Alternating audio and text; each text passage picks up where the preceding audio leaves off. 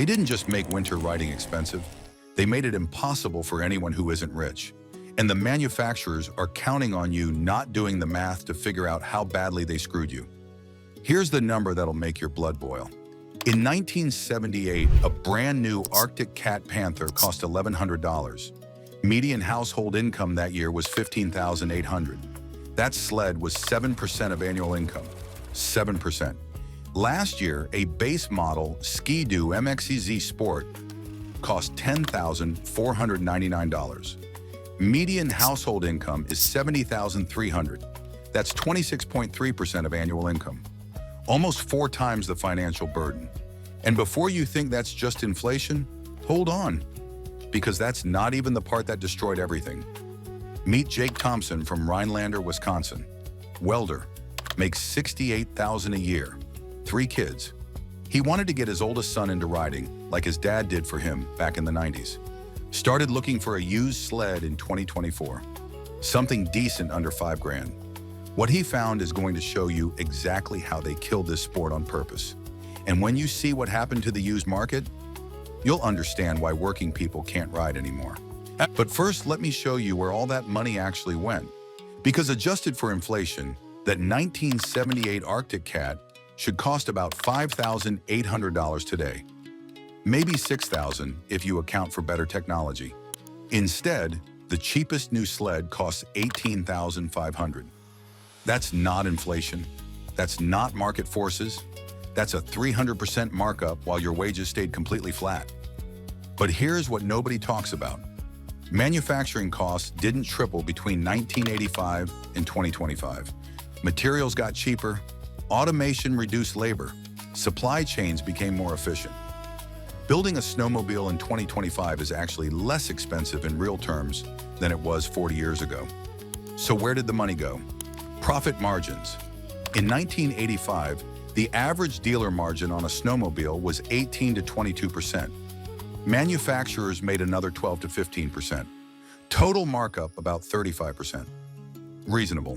By 2025, dealer margins hit 28 to 35%. Manufacturers are taking 22 to 30% depending on the model. Total markup between 50 and 65%. They're not charging more because it costs more to build. They're charging more because wealthy buyers will pay it, and they stop caring who that locks out. And that decision, it wasn't random. It was calculated. Let me show you exactly when it happened. Now back to Jake Thompson. Remember, he's looking for a used sled under $5,000 for his kid. Something reliable to learn on. The same pathway his dad used to get him into the sport in 1997. Jake searched for 3 months, every weekend on Facebook Marketplace, Craigslist, local classifieds. You know what he found? A 2011 Polaris Rush with a blown motor. Seller wanted $4,800 for a sled that didn't run, a 2014 Ski-Doo Renegade with 12,000 miles. No maintenance records, sketchy history, $7,200. Or he could drive 6 hours to Upper Michigan and maybe find a 2008 model for $4,000 that needed a new track, new carbides, and probably had electrical issues the seller conveniently forgot to mention. He gave up. His kid is 13 now and has never been on a snowmobile. The pathway that created an entire generation of riders doesn't exist anymore. The used market got destroyed, and it wasn't an accident, it was engineered.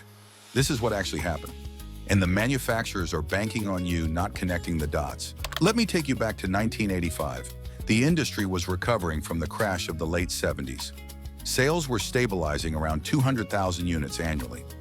Manufacturers faced a choice: keep building affordable mid-range sleds for working families, or pivot to premium machines for wealthy buyers. Lower volume, higher margins, bigger profits per unit. Polaris made their move first. They discontinued the Indy 400 in 1987. That was their entry-level machine. $3,100 brand new. Reliable twin-cylinder engine, manual pull start, basic suspension. A guy making $40,000 a year could save up and buy it. So they killed it. Replaced it with the Indy 500 EFY at $4,900. Better sled, absolutely. But $1,500 more expensive. 18% of potential buyers got priced out overnight. Arctic Cat followed immediately. The Jag 340, their beginner machine, discontinued in 1989. Suddenly, the cheapest thing on their showroom floor was the Wildcat 700, $5,200. Working-class families started disappearing from dealerships. Ski-Doo held out the longest, but even they caved. The Safari and Citation models, absolute workhorses that sold for under $3,000 through the early 90s, gone by 1995. Every new model had fuel injection, better shocks, more power, nicer seats. And every time they added a feature, the price jumped another $800 to $1,200.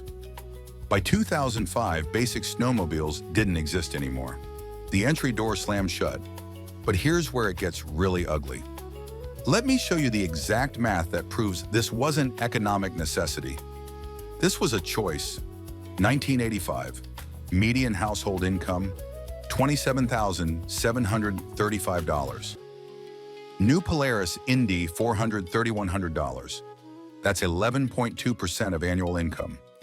2025, median household income, $70,300. Cheapest new sled, $18,500. That's 26.3% of income. But you don't just need the sled, you need everything else.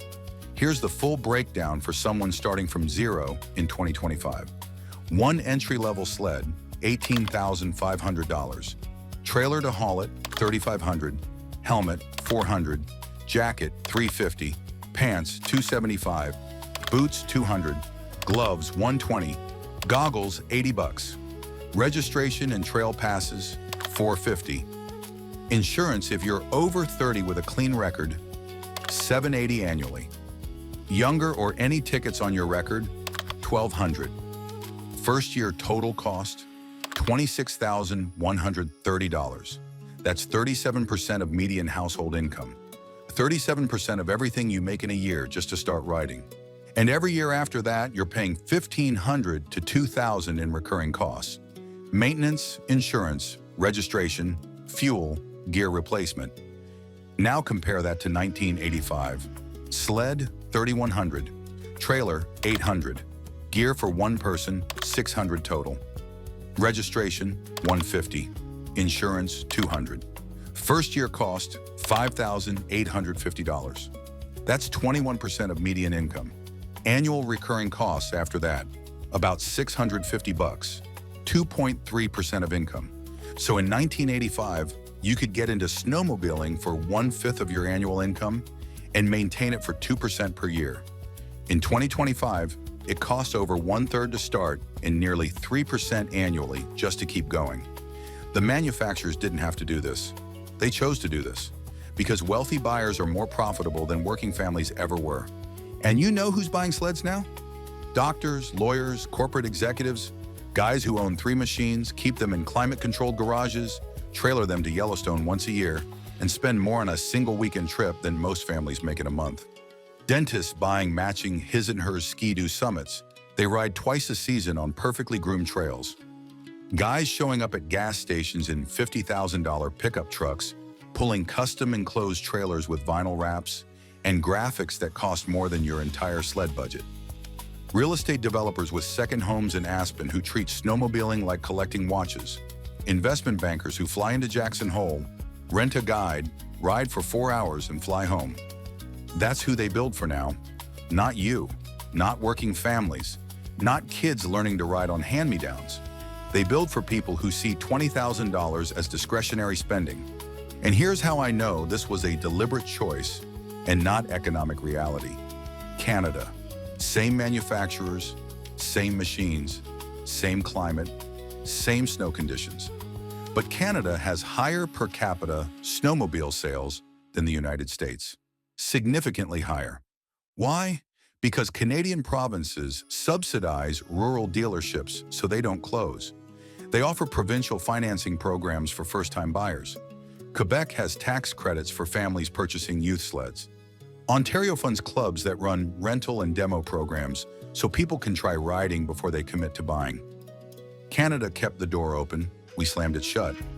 Because American manufacturers calculated they could make more money selling fewer sleds to rich people than selling lots of sleds to everyone else. That was the trade-off, and they made it consciously. The average age of a snowmobiler in the United States is now 54 years old. 54. Registration numbers drop every single year. Dealerships close.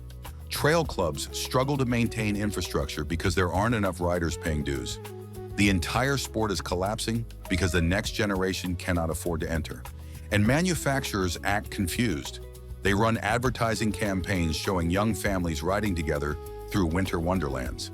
But they don't sell machines those families can actually afford. They sponsor Instagram influencers doing backflips in British Columbia powder on $40,000 turbocharged machines that bear absolutely no relationship to what a beginner needs. It's performative. It's marketing theater. The actual business model is extract maximum profit from aging wealthy riders until they physically cannot ride anymore. Then liquidate the brand equity and move on to the next thing. They are not trying to save this sport. They are trying to squeeze every last dollar out of it before it dies. This is the betrayal. They took something that was built by working people, for working people, and turned it into a status symbol for the wealthy. They looked at communities where snowmobiling was culture, family tradition, the thing that made winter bearable and brought people together, and they said, "You are not profitable enough anymore. Your dad could afford to ride. You cannot. Your kids definitely cannot." And the corporations selling these machines replaced you with buyers making 3 times as much who don't even blink at a $20,000 price tag. That's not market evolution. That's not natural economic progression. That's abandonment. Calculated, deliberate abandonment of the core audience that built this entire industry in the first place. They chose profit margins over accessibility. They chose premium buyers over loyal communities. They chose quarterly earnings reports over the long-term survival of the sport itself. Now I want to hear from you. Have you been priced out of snowmobiling? Did you try to buy a sled but couldn't make the numbers work? Are you watching this sport disappear because nobody in your family can afford to participate anymore? Drop your story in the comments below. Be honest. And if you want more videos that expose what the industry doesn't want you to know, hit that subscribe button and check out the next video right here.